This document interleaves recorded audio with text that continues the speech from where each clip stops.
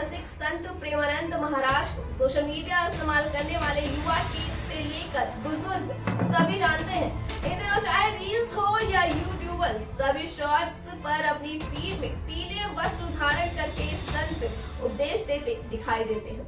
वहीं प्रेमानंद महाराज, इनका नाम युवाओं के बीच तब फेमस हुआ था जब इंडियन क्रिकेट टीम के पूर्व कप्तान विराट कोहली अपनी पत्नी अनुष्का शर्मा के साथ उनके पास आशीर्वाद लेने पहुंचे।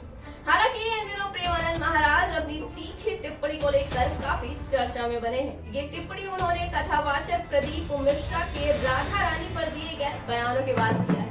प्रेमानंद महाराज रोजाना सुबह ब्रह्म मुहूर्त में आज भी गिरिराज गोवर्धन की पूजा और परिक्रमा करने जाते हैं। इस दौरान हजारों की संख्या में भक्त उनके दर्शन के लिए वहां आते हैं। उनके परिक्रमा मार्ग में कई वीडियोस भी सामने आते रहते हैं। अपने अनोखे अंदाज और भक्ति से वो इतने प्रभावी है कि उनके पास कई बड़े बड़े लोग हाजिरी लगा चुके हैं, जिसमें सांसद हेमा मालिनी से लेकर आरएसएस प्रमुख मोहन भागवत भी शामिल है। प्रेमानंद महाराज खुद अपने संदेशों में अपने घर परिवार की यदा कदा चर्चा करते रहते हैं, जिसमें वो बताते हैं कि उनके घर का माहौल काफी भक्तिमय था। उनका बचपन का नाम अनिरुद्ध कुमार पांडे था। उन्होंने 5वीं से ही गीता का पाठ करना शुरू कर दिया था और 11 साल की उम्र में उन्होंने घर को त्याग कर सन्यासी बन गए थे। वो सन्यासी वेश में वाराणसी चले गए और लंबे वक्त तक वहीं रुके रहे। उनके सन्यास पद से भक्ति मार्ग पर आने की कथा भी बहुत रोचक है, जो कि स्वयं प्रेमानंद जी ही सुनाते हैं। प्रेमानंद महाराज ने बताता है कि उन्हें वाराणसी में एक अज्ञात संत मिले थे, जिन्होंने उन्हें भगवान श्री कृष्ण की रासलीला देखने का न्योता दिया।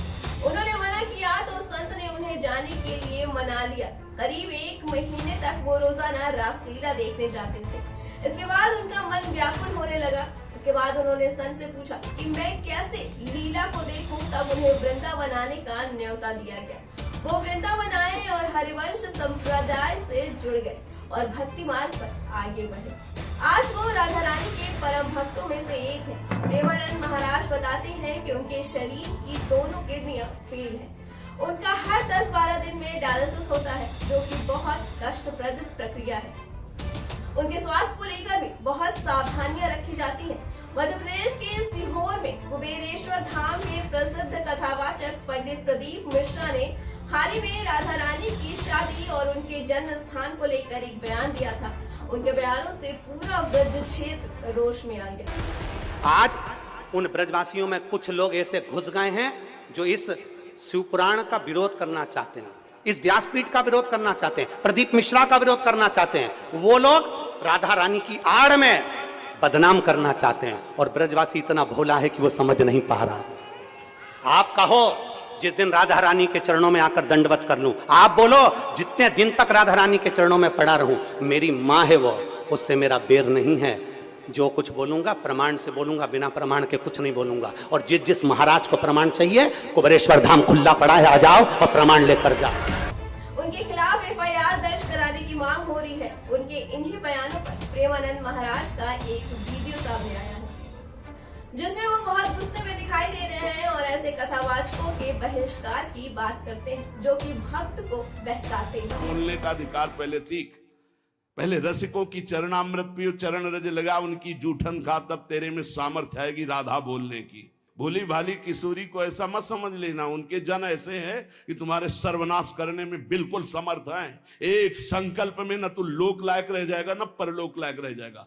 ये चापलूसी संसार वालों को तुम रिझा सकते हो, लेकिन कभी श्री जी के विषय में कोई ना बोले। नहीं, ऐसा न समझे उनकी ऐसी शक्तियां हैं कि तुम किसी का देख लेना, किसी काम का नहीं रह जाएगा। ये साप नहीं है, ये परिणाम बोल रहा हूं, माइक से बोल रहा हूं, चिल्ला के बोल रहा हूं।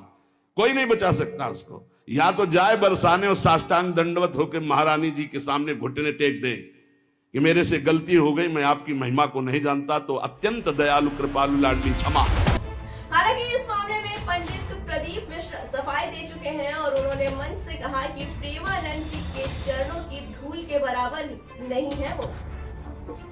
फिलहाल इस खबर में इतना ही। देश और दुनिया की बाकी खबरों के लिए देखते रहें स्टार भारत न्यूज।